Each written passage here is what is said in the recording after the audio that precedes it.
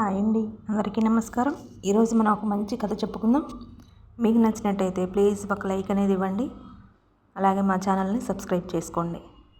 ఇక కథలోకి వెళ్దాం. ఒకానొక సమయంలో ఒక ధనవంతుడైన నగల వ్యాపారి ఉండేవాడు. అతనికి 4 భార్యలు. ఆ వ్యాపారికి తన 4వ భార్య అంటే అందరికంటే కూడా ఎక్కువ ఇష్టం ఉండేది. తాను చాలా అందంగా ఉండేది. తాను స్వయంగా తయారు చేసిన విలువైన ఆభరణాలని తనకి అలంకరించేవాడు. చాలా విలువైన బట్టలను ఇచ్చేవాడు. తాను ఎక్కడికైనా ప్రయాణించాల్సి వస్తే 4వ భార్యని తీసుకువెళ్ళి అందరికీ గర్వంగా చూపించుకునేవాడు. దానితో ఆమెకి తాను చాలా అందగత్తె అని గర్వం పెరిగింది. 4వ భార్య తర్వాత అందంగా ఉండేది తన 3వ భార్య. ఆ తర్వాత 3వ భార్యను కూడా ప్రేమించేవాడు. ఈమె కూడా అందంగా ఉండేది. ఆమెకు కావలసినవన్నీ కొనిపెట్టేవాడు. ఆమెకి వివిధ రకాలైన ఆహారాన్ని తింటూ ఎంజాయ్ చేయడం చాలా ఇష్టం. నగల వ్యాపారి వివిధ ప్రాంతాల్లో పెరిగే రకరకాల పండ్లను ఆమె కోసం తెప్పించేవాడు. ఆ ఇద్దరి భార్యలంత అందంగా ఉండకపోయినా 2వ భార్య బాగుండేది. చాలా తెలివైనది కూడా. ఆ వ్యాపారికి వ్యాపారంలో ఎలాంటి అవకతవకలు అయినా, నష్టం వచ్చినా తన 2వ భార్య దగ్గరికి వెళ్ళి సలహాలు తీసుకునేవాడు. తాను ఇంకా ఏ ఇతర వ్యాపారం మొదలుపెట్టినా 2వ భార్యకు అప్పచెప్పేవాడు. దానితో ఆమెకు నేను చాలా తెలివైన దాన్ని, నా వల్లే నా భర్త మంచి స్థాయిలో ఉన్నాడు, నా తెలివితో నేను ఎంతైనా సంపాదించగలనని గర్వంగా ఉండేది.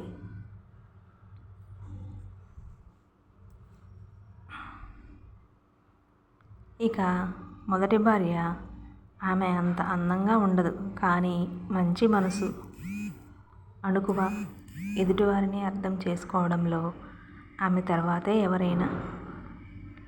గుణంలో ఆమెను మించిన వారు ఇంకొకరు లేరు.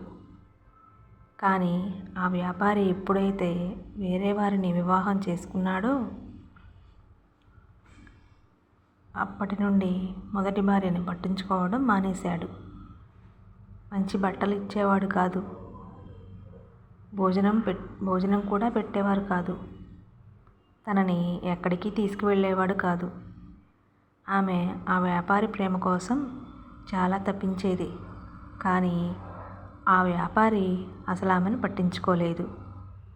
ఎప్పుడైనా కనబడినా తనకు కనపడొద్దని కోప్పడేవాడు. కొన్ని సంవత్సరాల తర్వాత ఆ వ్యాపారికి కోలుకోలేని జబ్బు ఒకటి వచ్చింది. ఎక్కడెక్కడి నుండో వైద్యులు వచ్చి చూశారు, కానీ ఏమీ చెప్పలేకపోయారు. చివరికి ఒక వైద్యుడు వ్యాపారి 1 నెలకి మించి బ్రతకడని చెప్పేశాడు. అప్పటి నుండి ఆ వ్యాపారి ఏ భార్య కూడా సరిగ్గా చూడలేదు. ఆ జబ్బు ఎక్కడ తమకు వస్తే భయంతో వ్యాపారి దగ్గరికి వెళ్ళడమే మానేశారు. ఒకరోజు ఆ వ్యాపారి తనలో తానే ఏడ్చేశాడు. నా జీవితం మొత్తంలో నా భార్యలను నేను చాలా ప్రేమించాను, కానీ ఇప్పుడు నా దగ్గరికి ఎవరూ రావట్లే అని అనుకున్నాడు. ఒకరోజు తన 4వ భార్యను పిలిచి, నేను నిన్ను ఎంతగా ప్రేమించానో, ఆరాధించానో నీకు తెలుసు. నేను చనిపోయేంత వరకు నాతో ఉంటావా అని అడిగాడు. దానికి ఆమె నిరాకరించి, నేను ఇంత అందగత్తెని నీతో ఉండలేను. నేను ఇప్పుడే వెళ్ళి వేరే వాళ్ళని పెళ్లి చేసుకుని హాయిగా ఉంటానని చెప్పింది. దానితో ఆ వ్యాపారి బాధపడ్డాడు. తర్వాత తన 3వ భార్యని పిలిచాడు. తాను కూడా, నేను నీతో ఉండలేను. నువ్వు జబ్బు పడ్డప్పటి నుండి నాకు ఇష్టమైన ఆహారం దొరకట్లేదు. నేను ఇప్పుడే నా పుట్టింటికి వెళ్ళిపోతా అని చెప్పింది. Please like, share, subscribe my channel. తర్వాత రెండవ భార్యని పిలిచాడు. తాను కూడా, నేను ఇంత తెలివిగలదాన్ని, నీతో ఉండి నేనేం చేయగలను? నా దగ్గర ఉన్న డబ్బుతో మరొక వ్యాపారం మొదలుపెట్టి డబ్బు సంపాదిస్తాను. కానీ నువ్వు బ్రతికున్నంతకాలం నిన్ను వచ్చి కలుస్తాను అని చెప్పింది. దానితో వ్యాపారి ఇంకా కృంగిపోయాడు. తనకి వచ్చిన జబ్బు కంటే ఈ మాటలే ఎక్కువ బాధ పెట్టాయి.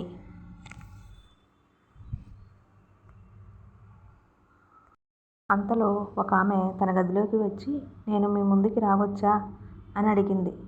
దానితో ఆ వ్యాపారి ఎవరు అని అడిగాడు. తాను, నేను మీ మొదటి భార్యనండి అని చెప్పింది. కనీసం ఆ వ్యాపారి మొదటి భార్యని గుర్తుపట్టలేకపోయాడు. తాను చాలా సన్నగా చినిగిన బట్టలు వేసుకుని ఉంది. వ్యాపారి రమ్మని పిలిచాడు. ఆమె ఏడుస్తూ, ఇప్పుడైనా మీకు సేవ చేసే భాగ్యాన్ని నాకు ఇవ్వండి, మీతో పాటే ఉంటాను, చావులో కూడా మీకు తోడుగా వస్తాను అని చెప్పింది. ఆ మాటతో వ్యాపారి కళ్ళు తెరుచుకున్నాడు. ఇంతకాలం తనను పట్టించుకున్నందుకు బాధపడ్డాడు. ఈ కథలోని నీతి, మన జీవితంలో కూడా ఎవ్వరికి వేటికి విలువ ఇవ్వాలో తెలియకుండా ఉంటాము. ఈ కథలో వ్యాపారి 4వ భార్య మన శరీరం లాంటిది. దానిని ఎక్కువగా ప్రేమించి బాగా అలంకరిస్తాం. కానీ చివరికి మన మనసుతో తోడుగా ఉండలేదు. ఇక 3వ భార్య మన భోజనం లాంటిది, ఎప్పటికీ పరిమితం కాలేదు. ఇక 2వ భార్య తెలివి మన చివరి సమయంలో ఉపయోగపడదు. మొదటి భార్య మనస్సు, నమ్మకం, స్వేచ్ఛ, ఆలోచన, ఆనందం చివరి క్షణాలలో తోడుగా ఉండేవి. కావున గుర్తుపెట్టుకోండి, ఎవరినీ తక్కువ చేయకూడదు. ఎవరి విలువ వారికే. ఈ కథలోని నీతి ఇది. మీకు నచ్చినట్లయితే ప్లీజ్ లైక్ చేయండి, షేర్ చేయండి, సబ్స్క్రైబ్ చేయండి మా ఛానల్ని. Thank you.